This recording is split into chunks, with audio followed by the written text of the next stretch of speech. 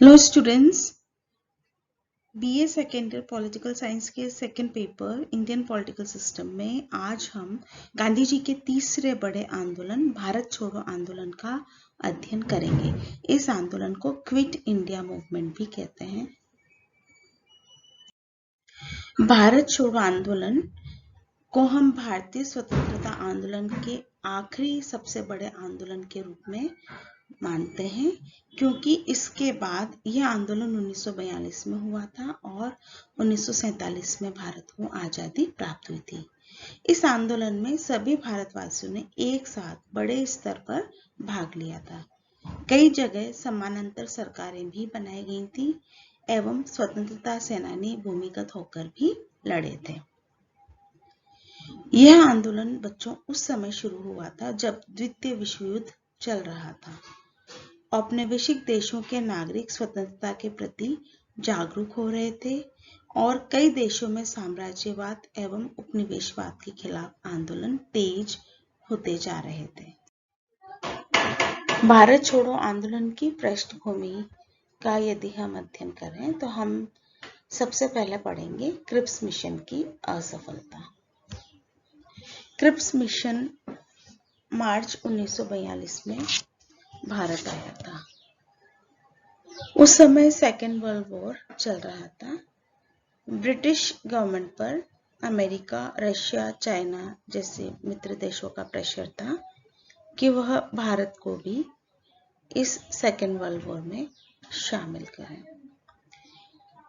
इन्हीं संभावनाओं का पता लगाने के लिए क्रिप्स मिशन भारत आया था, लेकिन भारतीय नेताओं ने अपने पूर्ण स्वराज्य एवं आजादी की मांग को इस मिशन के समक्ष प्रस्तुत किया था एवं ब्रिटिश गवर्नमेंट ने इस बात को स्वीकार नहीं किया था और as a result Cripps mission विफल हो गया था।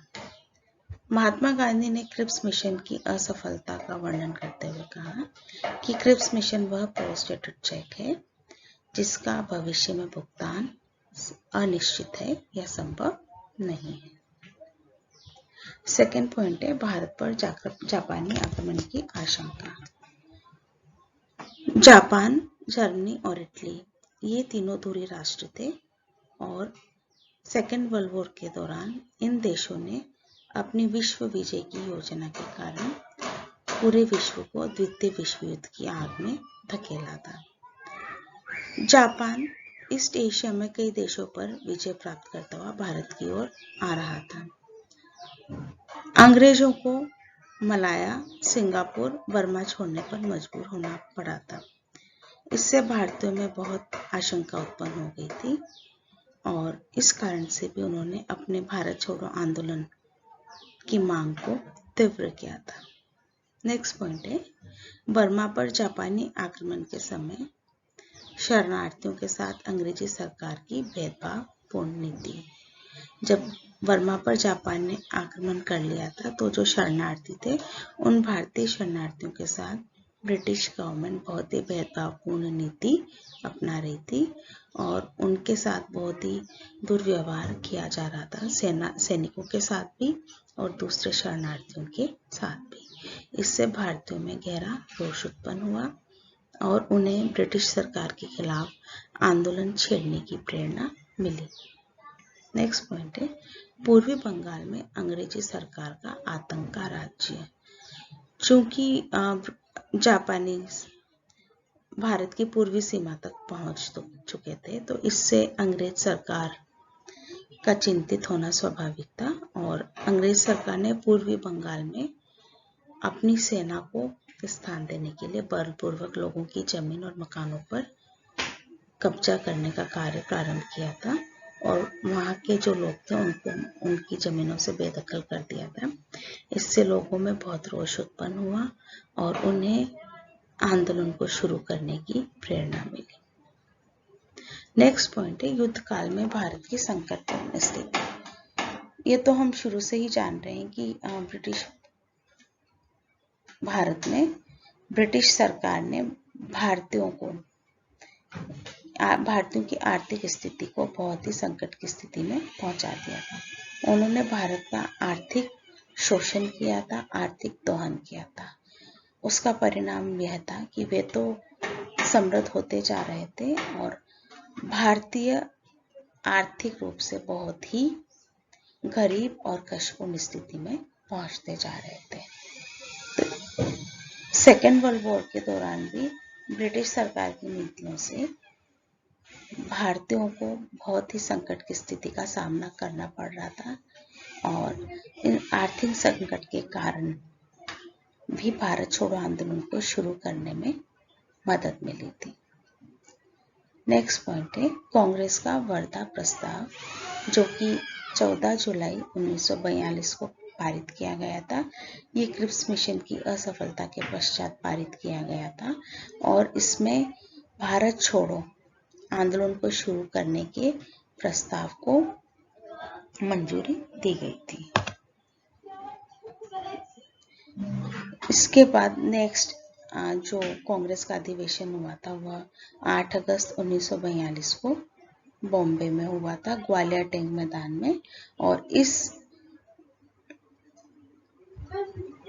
अधिवेशन में भारत छोड़ो आंदोलन के प्रस्ताव को कांग्रेस ने पूर्ण रूप से स्वीकृत कर लिया था और यह घोषणा की गई थी कि भारत में ब्रिटिश शासन की तत्काल समाप्ति भारत में स्वतंत्रता तथा लोकतंत्र की स्थापना के लिए अत्यंत आवश्यक हो गई है, इसलिए भारत को आजादी मिलनी अति आवश्यक है। 8 अगस्त 1942 के कांग्रेस के भारत छोड़ो प्रस्ताव के पारित होने के बाद 9 अगस्त 1942 को भारत छोड़ो आंदोलन प्रारंभ हो गया था और सरकार ने इससे पूर्व ही 8 अगस्त को भारतीय राष्ट्रीय कांग्रेस के कई बड़े नेताओं को गिरफ्तार कर लिया था, जिसमें गांधी जी भी शामिल थे और उन्हें पुणे की आगा खां जेल में रखा गया था। इस भारत छोड़ो आंदोलन के प्रस्ताव जब पारित हुआ था तब महात्मा गांधी ने कहा था कि मैं एक छोटा सा मंत्र है जो आपको देता हूँ, इससे आप अपने हृदय में अंकित कर लें और अपनी हर सांस में उसे अभिव्यक्त करें। यह मंत्र है करो या मरो, डू और डाई। अपने इस प्रयास में हम या तो स्वतंत्रता प्राप्त करेंगे या फिर जान दे देंगे। और जैसा कि मैंने अभी जस्ट आपको बताया, ब्रिटिश सरकार द्वारा रात को 12 बजे ऑपरेशन जीरो आवर के दौरान सभी बड़े नेताओं को गिरफ्तार कर लिया गया और उन्हें देश के अलग अलग भागों में जेल में डाल दिया गया। इस आंदोलन के दौरान ब्रिटिश सरकार ने कई जगह आंदोलन को बहुत हिंसक तरीके से रोकने की और दमन करने की कोशिश करी, जिसकी प्रतिक्रिया थी भारत के लोगों का भी गुस्सा हिंसक गतिविधियों में बदल गया था। लोगों ने सरकारी संपत्तियों पर हमला किया था, रेलवे पटरियों को उखाड़ फेंका था, डाक व तार व्यवस्था को अस्त व्यस्त कर दिया था एवं सरकारी इमारतों पर तिरंगा फहराने का कार्य किया था। बिहार के पटना में सचिवालय पर तिरंगा फहराने के दौरान 7 युवा छात्र शहीद हो गए थे। अनेक स्थानों पर पुलिस और जनता के बीच हिंसक संघर्ष भी हुआ था। ब्रिटिश सरकार ने आंदोलन से संबंधित समाचारों को प्रकाशित करने पर रोक लगा दी थी। अनेक समाचार पत्रों ने इन प्रतिबंधों को मानने की बजाय अखबार ही बंद कर दिया था। इसी आंदोलन के दौरान देश के कई भागों जैसे संयुक्त प्रांत में बलिया, बंगाल में तमिलनाडु, महाराष्ट्र में सतारा, कर्नाटक में धारवाड़, उड़ीसा में तलचर व बालासोर में लोगों द्वारा अस्थायी सरकार की स्थापना की गई थी। पहली अस्थायी सरकार बलिया में चित्तू पांडे के नेतृत्व में बनी थी। सतारा में विद्रोह का नेतृत्व वाई.बी. चौहान और नाना पाटेल द्वारा किया गया था। इस आंदोलन में पूरे भारत वर्ष के लोगों ने तन मन धन से अपना योगदान दिया था। महिलाएं और बच्चे भी इस आंदोलन से पीछे नहीं हटे थे और उन्होंने अपने आंदोलन में भागीदारी को सुनिश्चित किया था। हमारे कई प्रमुख नेता थे, जैसे जयप्रकाश नारायण, राम मनोहर लोहिया, अच्युत पटवर्धन, एस.एम. जोशी, अरुणा आसफ अली। ये सभी नेता भूमिगत होकर इस आंदोलन में सक्रिय रहे। तो यह आंदोलन जन जन का आंदोलन था और सेकेंड वर्ल्ड वॉर के दौरान जब ब्रिटिश सरकार ऑलरेडी वीक हो चुकी थी, इस आंदोलन ने उसको और भी वीक कर दिया था और उसकी भारत में काउंटडाउन या उल्टी गिनती शुरू हो चुकी थी। और इस आंदोलन के समाप्ति के 5 वर्ष पश्चात भारत को आजादी प्राप्त हो गई थी। इस आंदोलन का महत्व का यदि हम अध्ययन करें तो हम पाएंगे कि इसमें गांव से लेकर शहर तक सभी ने ब्रिटिश सरकार को चुनौती दी थी और इस आंदोलन से भारतीय जनता के अंदर अत्यधिक आत्मविश्वास आ गया था और समानांतर सरकारों के गठन से जनता काफी उत्साहित हुई थी। इस आंदोलन में महिलाओं ने भी बढ़ चढ़कर हिस्सा लिया था और जनता ने नेतृत्व अपने हाथ में लिया था। जैसा कि बच्चों आप जानते हैं कि 9 अगस्त 1942 को जब कांग्रेस के सभी प्रमुख नेता गिरफ्तार हो चुके थे, तो अरुणा आसफ अली ने